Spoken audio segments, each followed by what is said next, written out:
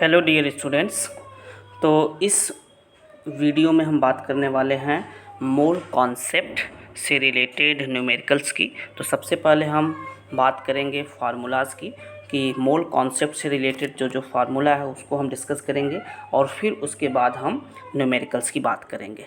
ठीक है, तो बच्चों नेक्स्ट जो आपका टॉपिक है वो है नेक्स्ट फार्मूला की। अगर हम बात करें तो देखो बच्चों, एक फार्मूला आपके स्क्रीन पे है, इसको ध्यान से समझो। नंबर ऑफ़ मोल्स अगर हमें निकालना हो, ठीक है, नंबर ऑफ़ मोल्स अगर हमें फाइंड आउट करना है तो वहाँ पे हम कैसे निकालेंगे? मास गिवन, क्वेश्चन में गिवन रहेगा मास, उसमें हम मोलर मास से डिवाइड कर देंगे। ठीक है, मोलर मास या मालिकुलर मास भी इसको बोला जाता है। ठीक है, मोलर मास या फिर मालिकुलर मास। ठीक है, तो मालिकुलर मास से हम डिवाइड करेंगे। अब देखो, इसको क्या करते हैं, नंबर ऑफ़ मोल्स को कभी कभी स्मॉल n से रिप्रेजेंट किया जाता है। Number of mole small n होता है। गिवन मास अगर मान लो आपका स्मॉल m है और मोलर मास कैपिटल M है, तो इसको हम शॉर्ट में इस तरीके से भी लिख सकते हैं। ठीक है, small n is the number of moles, small m is the given mass, ठीक है, mass given, and capital M is the molar mass और मालिकुलर मास। ठीक है, तो अब इस फार्मूले को हम कई तरीके से चेंज भी कर सकते हैं। अगर हमें क्वेश्चन में मोल्स पूछ रहा है तो हम m गिवन मास अपन मालिकुलर मास कर सकते हैं, या अगर मास पूछ रहा है तो स्मॉल m इक्वल टू क्या हो जाएगा, small n into capital M। ठीक है, तो जिस भी तरीके का एक ये भी फार्मूला बन जाएगा। ठीक है, जिस भी तरीके का क्वेश्चन पूछेगा उस तरीके का फार्मूला आप लगाएंगे। ठीक है, अगर नंबर ऑफ मोल्स पूछेगा तो n equal to small m upon capital M, और अगर मास पूछेगा तो mass equal to small n into M। ठीक है, तो नंबर ऑफ मोल्स अगर दिया, नंबर ऑफ मोल्स पूछ रहा है तो उसमें मास गिवन रहेगा क्वेश्चन में। ठीक है, तो इस तरीके से ये फर्स्ट फार्मूला आपने देखा। जिस भी तरह का क्वेश्चन पूछेगा उस तरीके का फार्मूला अप्लाई करेंगे। ठीक है, नंबर ऑफ मोल्स अगर पूछेगा तो भी निकल जाएगा, और मास अगर पूछेगा तो भी निकल जाएगा। अगर मास पूछेगा तो उस कंडीशन में क्या होता है, आपका जो नंबर ऑफ मोल्स दिया रहता है, ठीक है, तब मास पूछता है। ठीक है, तो दूसरा जो फार्मूला है आपकी स्क्रीन पे, that is number of moles. Number of moles अगर हमें निकालना है किसी गैस के लिए, तो किसी भी गैस के लिए नंबर ऑफ़ मोल्स अगर फाइंड आउट करना है तो number of moles equal to volume given. मतलब क्वेश्चन में किसी भी गैस का जो वॉल्यूम है वो स्टैंडर्ड टेम्परेचर प्रेशर पे दिया रहेगा, मतलब वॉल्यूम गिवन रहेगा स्टैंडर्ड टेम्परेचर प्रेशर पे, और उसमें हम मोलर वॉल्यूम से डिवाइड करेंगे। मोलर वॉल्यूम कितना होता है, 22.4 लीटर। ठीक है, 22.4 लीटर होता है। तो इस फार्मूले को हम ऐसे भी लिख सकते हैं, number of moles small n equal to volume given of gas at standard temperature pressure, volume capital V है। ठीक है, यहाँ पे ब्रैकेट में STP लिखा रहेगा। ठीक है, वॉल्यूम STP अपान मोलर वॉल्यूम। मोलर वॉल्यूम हमने मान लो लिख दिया capital V small m। Vm का मतलब मोलर वॉल्यूम। ठीक है, मोलर वॉल्यूम आप लिखो, चाहे तो आप इससे ऐसे भी लिख सकते हो, small n equal to volume at standard temperature pressure VSTP, या फिर 22.4 लीटर। ठीक है, तो इस तरीके से भी आप लिख सकते हो फार्मूले को। ठीक है, या number of moles equal to volume given upon 22.4, ऐसे भी लिख सकते हो। तो इससे भी रिलेटेड क्वेश्चंस पूछे जाते हैं, तो ये फार्मूला आप लिख लेंगे, नोट कर लेंगे। नेक्स्ट फार्मूला जो है आपका वो है, that is number of moles भी निकालने के लिए। देखो, नंबर ऑफ़ मोल्स निकालने के ये फार्मूले हैं सब। ठीक है, तो इसको आप ध्यान देना। तो नंबर ऑफ़ मोल्स अगर हमें निकालना हो गिवन नंबर ऑफ़ पार्टिकल्स अगर दिया हो, ठीक है, अगर पार्टिकल्स गिवन है तो वहाँ पे हम किस तरीके से इसको निकालेंगे। ठीक है, तो स्मॉल n मतलब number of moles, small n equal to given number of particles. मान लो गिवन नंबर ऑफ़ पार्टिकल्स को हमने कैपिटल N मान लिया, और अवोगाड्रो नंबर क्या होता है, Na होता है। ठीक है, तो नंबर ऑफ़ मोल्स अगर हमें निकालना है, मतलब अगर गिवन है नंबर ऑफ़ पार्टिकल्स अगर गिवन है, तो वहाँ पे नंबर ऑफ़ मोल्स निकालने के लिए हम इस फार्मूले को अप्लाई करेंगे, small n equal to capital N upon Na। Capital N क्या है आपका, नंबर ऑफ़ पार्टिकल्स है, और Na क्या है आपका, अवोगाड्रो नंबर है। ठीक है।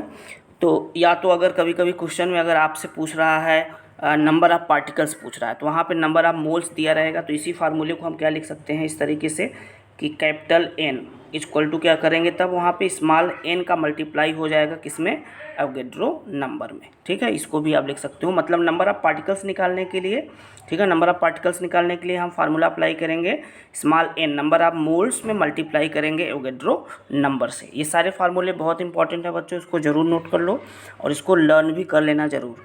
ठीक है, तो एक और फार्मूला अगर हम बात करें, इसी फार्मूले से अगर हम डिराइव करें, जैसे मान लो हमने अभी पढ़ा था स्मॉल एन इक्वल टू, जैसा कि फर्स्ट फार्मूला है small N equal to given mass small M upon molar mass या मॉलिकुलर मास कैपिटल एम।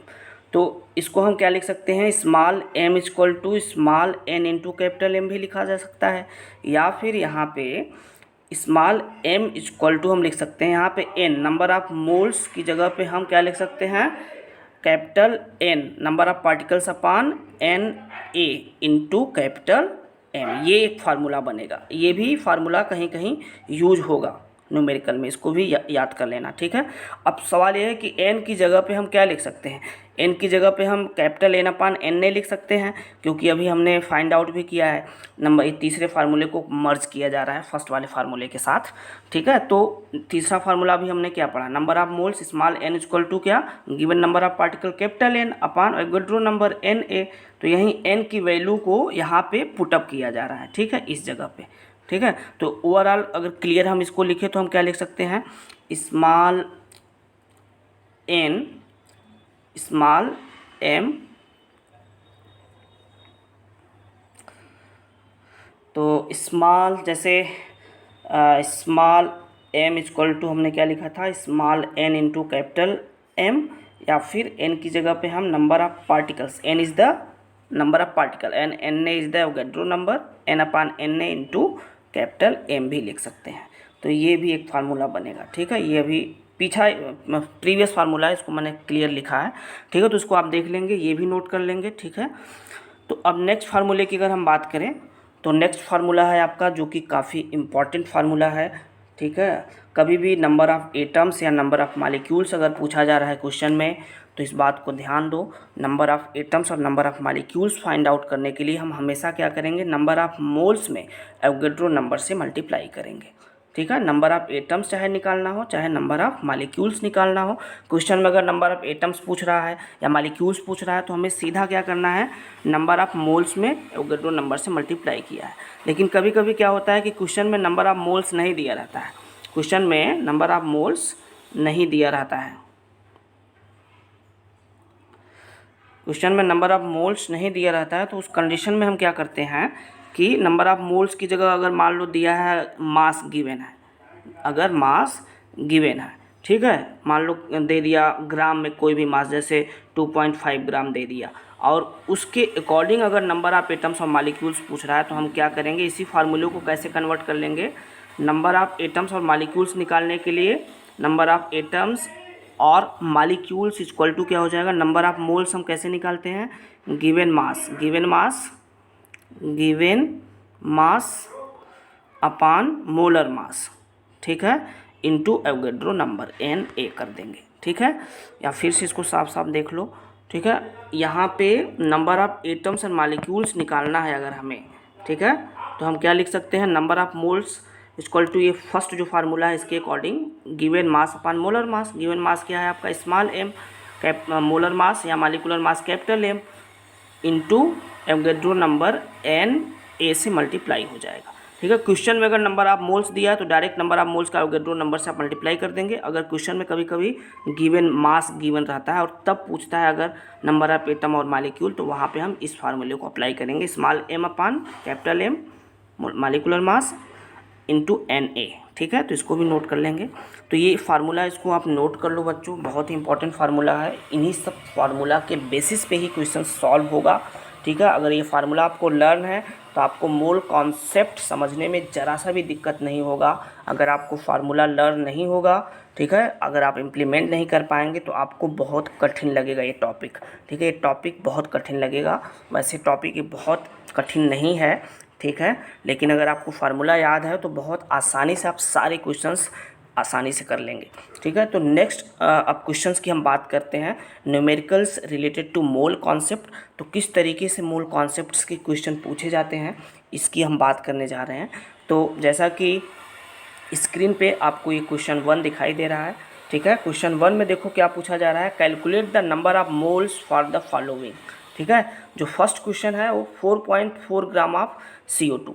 अब देखो यहाँ पे आप ध्यान से देखो, नंबर ऑफ मोल्स पूछा जा रहा है फॉर द फॉलोइंग।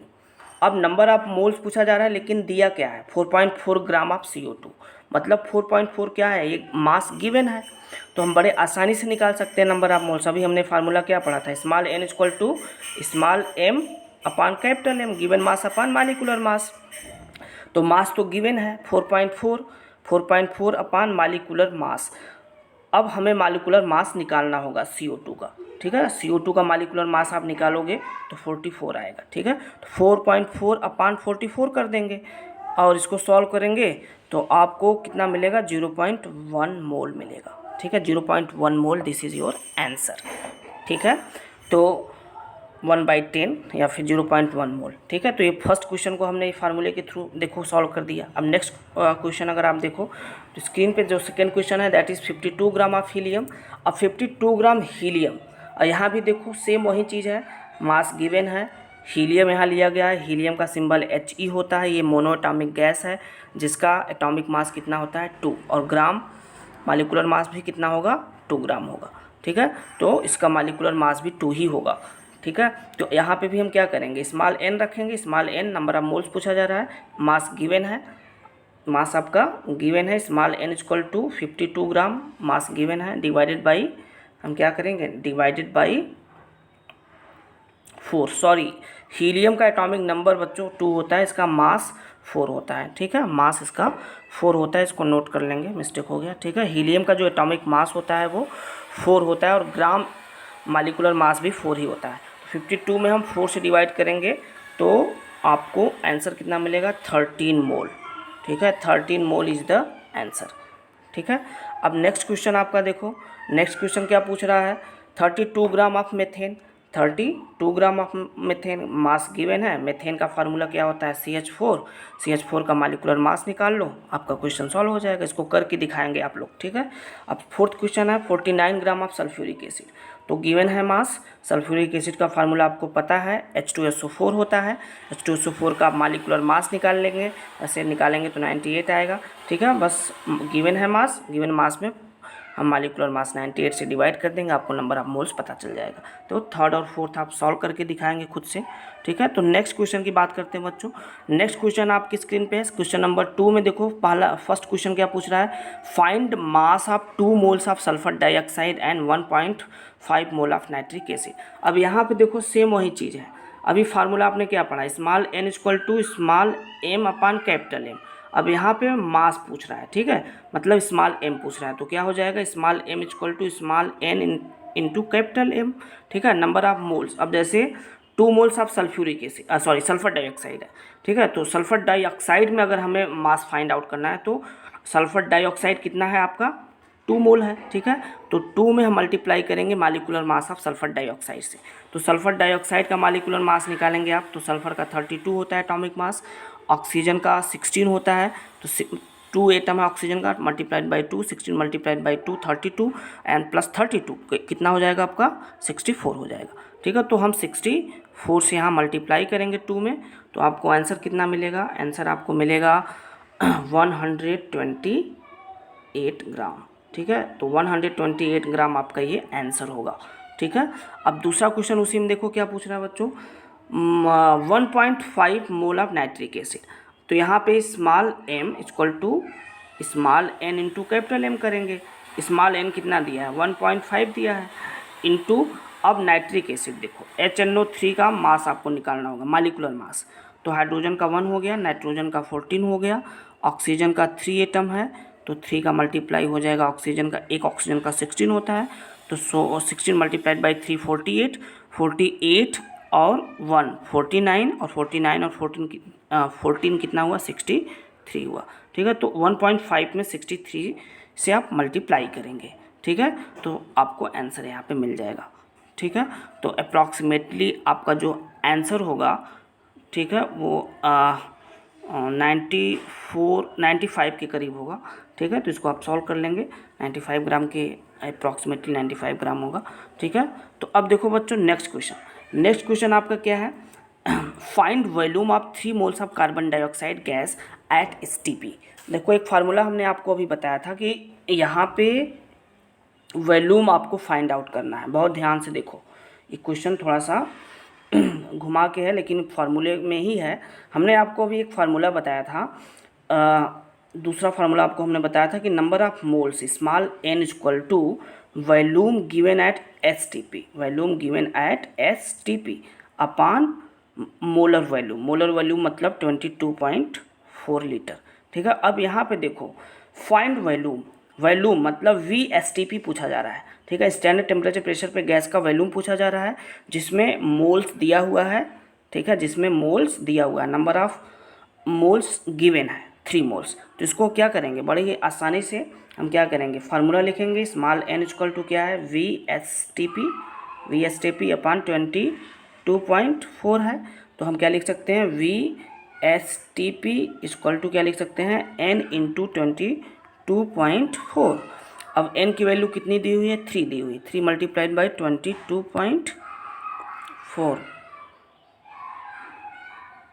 22.4 से मल्टीप्लाई करेंगे हम 3 में तो आपको आंसर मिल जाएगा, ठीक है। तो आंसर क्या होगा आपका अप्रॉक्सीमेटली, आपका जो आंसर होगा that is 3 multiplied by 22.4 equal to 67.2 litre, ठीक है, 67.2 लीटर एट STP, ये आपका आंसर होगा, ठीक है।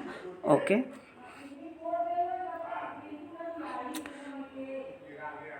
नेक्स्ट क्वेश्चन जो है आपका, देखिए नेक्स्ट क्वेश्चन में क्या पूछ रहा है, कैलकुलेट। तो थर्ड क्वेश्चन में देखो, calculate the number of moles for 12.044 into 10⁻23 number of helium atom. यहाँ पे देखो ये नंबर ऑफ पार्टिकल्स दिया हुआ है और यहाँ पे नंबर ऑफ मोल्स पूछ रहा है। तो हमने आपको एक फार्मूला अभी बताया था, small n number of moles equal to क्या बताया था, given number of particles capital N upon Avogadro number Na। तो यही वाला फार्मूला आप लगाएंगे। तो कैलकुलेट नंबर ऑफ मोल्स पूछा जा रहा है, स्मॉल n की वैल्यू, नंबर ऑफ पार्टिकल्स आपका दिया हुआ है कितना 12.044 इंटू 10⁻23।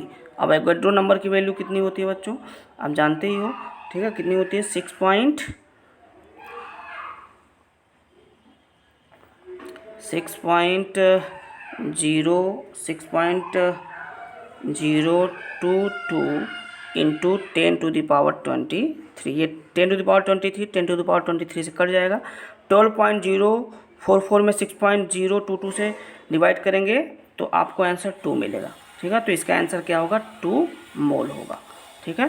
तो इस तरीके से हम इसको सॉल्व करेंगे। अब नेक्स्ट क्वेश्चन देखो बच्चों, थर्ड क्वेश्चन, ठीक है। तो थर्ड क्वेश्चन जो है वो आपके स्क्रीन पे है। तो देखो जो क्वेश्चन पूछ रहा है, calculate the mass of the following, ठीक है, मास पूछा जा रहा है, इसको ध्यान से समझिए, ठीक है। मास कैलकुलेट करने के लिए पूछा जा रहा है।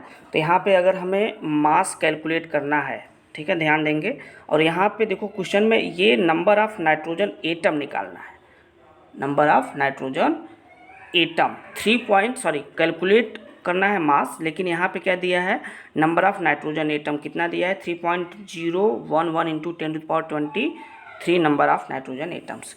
तो इसमें आप बहुत आसानी से इसको लगा सकते हैं, अभी हमने आपको फार्मूला भी बताया। तो इसके लिए देखो सबसे पहले आपको मास निकालने के लिए स्मॉल n निकालना होगा, नंबर ऑफ मोल्स निकालना होगा, ठीक है। तो number of moles small n equal to क्या होता है, given mass small m upon capital M, ठीक है। तो नंबर ऑफ मोल्स का ये फार्मूला लेकिन लगेगा नहीं क्योंकि मास गिवन नहीं है यहाँ पे क्या गिवन है, नंबर ऑफ पार्टिकल्स गिवन है, तो इसलिए ये फार्मूला नहीं लगेगा। आपका फार्मूला कौन सा लगेगा, आपका फार्मूला लगेगा small n, number of moles निकालने के लिए number of particles upon Na, ठीक है। तो n दिया हुआ है, n नंबर ऑफ पार्टिकल्स कितना है आपका 3.011 इंटू 10⁻23। इसमें डिवाइड करेंगे हम एवोगाड्रो नंबर से। एवोगाड्रो नंबर कितना है 6.022 इंटू 10⁻23। अब इसमें आप डिवाइड करेंगे तो आपको आंसर जो मिलेगा वो अप्रॉक्सीमेटली 0.5 मिलेगा। ठीक है, मतलब 1/2 होगा, ये कट जाएगा, ये यहाँ से कैंसिल, ये 1 होगा और ये 2 होगा, तो 1/2 होगा। 1/2 को हम क्या लिख सकते हैं 0.5 मोल। ठीक है, तो नंबर ऑफ मोल्स कितना आपको मिला, स्मॉल एन की वैल्यू 0.5 मोल मिला। अब अगर स्मॉल एन की वैल्यू मिल गया तो हम मास बड़े आसानी से निकाल सकते हैं। ठीक है, तो अब हम क्या करेंगे, देखो बहुत ही ईजिली मास निकाल सकते हैं। फार्मूला क्या होता है, स्मॉल एम इक्वल टू हमने बताया था small N number of moles multiplied by molecular mass. तो अब मास पूछ रहा था तो मास निकल जाएगा। नंबर ऑफ मोल्स अभी हमने कितना निकाला 0.5 निकाला। अब एम क्या है, this is the number of this is the molecular mass. ठीक है, तो किस में पूछ रहा है, नंबर ऑफ नाइट्रोजन एटम में पूछ रहा है। इस बात को ध्यान दो, नाइट्रोजन एटम, नाइट्रोजन एटम का मतलब किसी एक एटम का, एक नाइट्रोजन एटम का मास कितना होगा 14 होगा। ठीक है, N2 अगर होता, N2 मॉलिक्यूल नहीं है, नाइट्रोजन एटम है, मॉलिक्यूल नहीं है, एटम है, इसलिए एक एटम का मास कितना होगा 14, इसलिए यहाँ पे हम 14 से मल्टीप्लाई कर देंगे, आपको आंसर कितना मिल जाएगा आंसर मिल जाएगा 7 ग्राम। ठीक है, तो आपका ये आंसर कितना हो जाएगा 7 ग्राम। ठीक है, तो इस तरीके से इस क्वेश्चन को सॉल्व करेंगे। अब देखो बच्चों, ये जो क्वेश्चन दिया है ये भी इसी तरीके से लगेगा। ठीक है, तो इसमें आप क्या करेंगे, सबसे पहले n निकाल लेंगे। ठीक है, नंबर ऑफ पार्टिकल्स दिया हुआ है, स्मॉल n की वैल्यू आप निकाल लेंगे। उसके बाद जब स्मॉल n निकल जाएगा तो मास भी निकल जाएगा। मास कैसे निकलेगा, स्मॉल n का मल्टीप्लाई आप मॉलिक्यूलर मास में कर देंगे। स्मॉल n की वैल्यू जो आएगी, ठीक है, यहाँ पे उसमें हम मॉलिक्यूलर मास कैपिटल M से मल्टीप्लाई कर देंगे। नाइट्रोजन मॉलिक्यूल है तो यहाँ पे मॉलिक्यूलर मास कितना हो जाएगा, N2 मॉलिक्यूल का 28 हो जाएगा। 28 में हम जो भी यहाँ नंबर ऑफ मोल्स आएगा उसमें मल्टीप्लाई कर देंगे। इसको करके हम आप लोग दिखाएंगे। ठीक है बच्चों, okay, thank you, have a good day.